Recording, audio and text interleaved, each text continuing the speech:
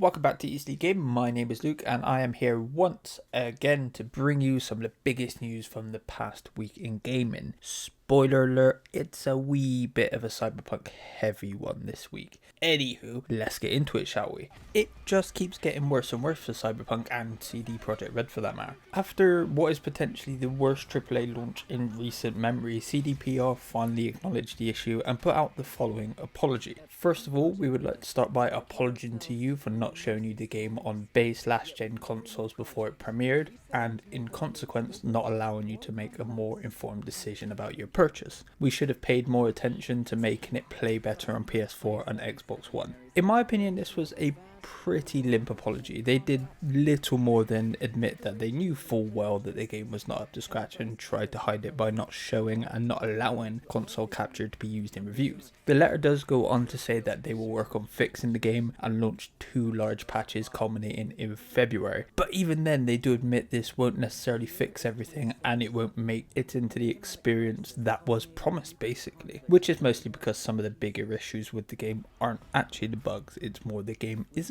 actually finished. CDPR ends the letter by asking gamers to give them a chance, despite already spending $60 to buy their game. They do, however, go on to say you can opt for a refund, referring gamers to PSN or Xbox. More on that later. The whole situation has been PR disaster after PR disaster for CD Projekt Red, and they are entirely at fault for this. They just keep digging themselves deeper and deeper. They know full well the policies in place for refunds on PSN and Xbox, and drop this with no communication to either console store, meaning it's very unlikely that people would even get any kind of refund from PlayStation due to their ridiculous you opened it refund system, which for those who are unaware is basically that once you've downloaded a game you can't get a refund on it. Not even that you've played the game, just installed on your system, you're no longer allowed to get a refund from that. CD Projekt Red have listed an email address to contact should you not get a refund, but they've only put a 7-day window on that support, potentially meaning that anybody that gets this game for Christmas or in that sort of period, good luck. Of course, all of this bad publicity from the absolute mess that is Cyberpunk 2077 has hit the developer and publisher hard. Their share prices took a massive hit, dropping by over a third and losing their founder around $1 billion in wealth, as well as tearing down so much of the incredible gamer-first reputation that CDPR have built up over the years with the likes of GOG and the Witcher series. Tomasz Rodak, an analyst at BOS Bank SA, summed up the situation perfectly by saying there is now a huge scar on the reputation of both the studio and its management. In only a couple of days, CD Projekt fell from the most adored studio to the most hated one. Restoring trust is not impossible, but it would need much time and effort. As I've said before, I have very little doubt that CDPR will be able to fix Cyberpunk, but there's always going to be this lingering doubt over their heads when they come to reveal their next game in 5 years or so, who knows. And they can't afford to make the same mistake for a third time. They, of course, had a very similar situation when The Witcher 3 launched, only it was nowhere near as disastrous as Cyberpunk has been for both gamers and the Polish devs alike. And it's only getting worse, as now Sony have announced that they have pulled the game from their storefronts and will actually be offering refunds in a somewhat unprecedented move. They have said SIE strives to ensure a high level of consumer satisfaction. Therefore, we will begin to offer a full refund for all gamers who have purchased Cyberpunk 2077 via the PlayStation Store. SIE will also be removing Cyberpunk 2077 from PlayStation Store until further notice. Once we have confirmed that you purchased Cyberpunk 2077 via PlayStation Store, we will begin processing your refund. Please note that completion of refund may vary based on your payment method and financial institution. CDPR have, of course, commented on this, saying they will continue offering support for the PS4 version, which is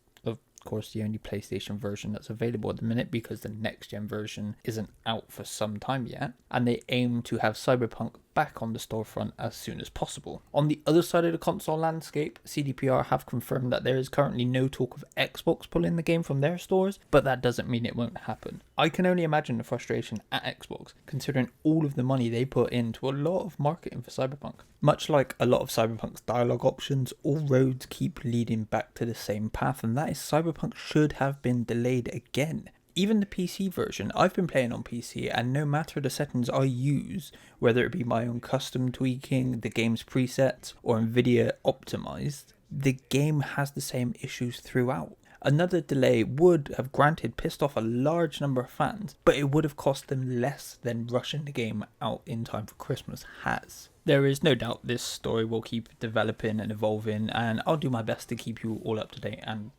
just keeping up with it, because there's a lot. There is a new thing every single day at the moment. In some non-Cyberpunk news for a change, a few weeks ago it was reported that Codemasters were in talks with Rockstar and 2K parent company Take-Two over a potential takeover, which both parties were particularly high on. However, in a twist ending, EA has swooped in and bought the developer for $1 billion. Codemasters, who are best known for their work on Dirt and the Formula 1 racing franchises, now expect this deal to be wrapped up by the end of March 2021. This is a really interesting one, because it seemed like the Take-Two deal was all but confirmed before EA showed up and outbid them. EA has kind of struggled with their own racing series, Need for Speed, in recent years. After a huge success with titles like Underground Shift and Hot Pursuit, the franchise has cooled off dramatically in recent years. I've seen a lot of people hoping that Codemasters could potentially make Need for Speed great again and have it stand with the likes of Forza Horizon, but I've also seen a lot more people expecting their current games like Dirt and Formula 1 to just be filled with predatory microtransactions, assuming they are able to keep hold of the F1 license, that is. The dev build for the upcoming Resident Evil 8 has been leaked, apparently coming from the same ransomware attack from a few weeks prior, in which hackers were demanding $11 million. The leak has seen images surfacing online which could potentially spoil the game, but this being a dev build, it could also not be a part of the final game.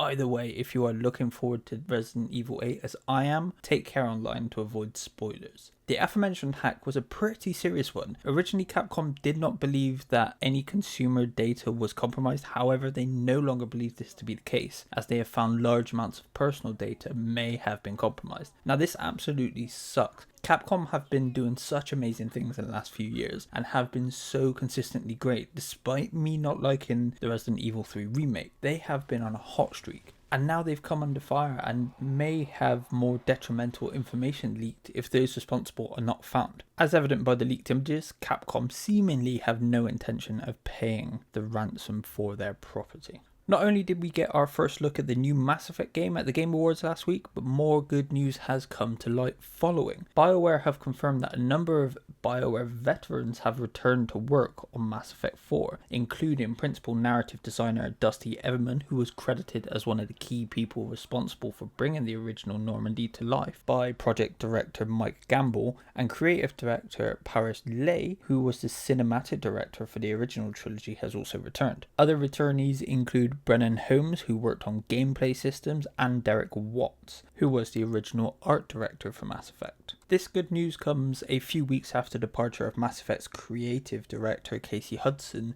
leaving for the second time.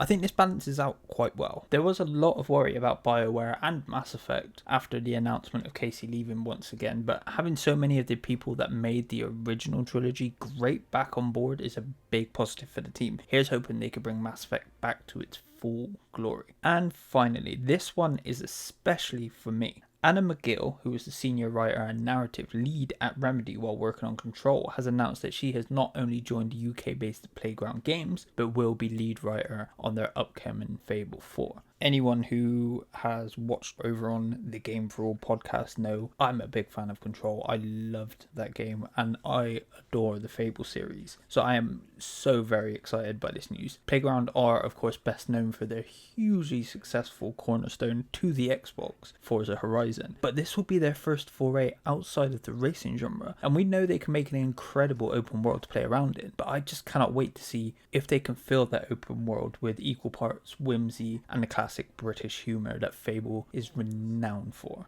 That's all for today, guys. Let me know if I missed anything. What do you think about all the Cyberpunk news? Are you getting tired of hearing about CDPR and the seemingly never-ending depths they are sinking to at the minute? What do you think of EA buying up Codemasters? Are you excited for the new Mass Effect? And are you looking forward to the brand new Fable? I, of course, am. If you like this video, don't forget to give it a like, and why not hit subscribe while you're down there. And as always, thanks for watching, and I shall see you again soon.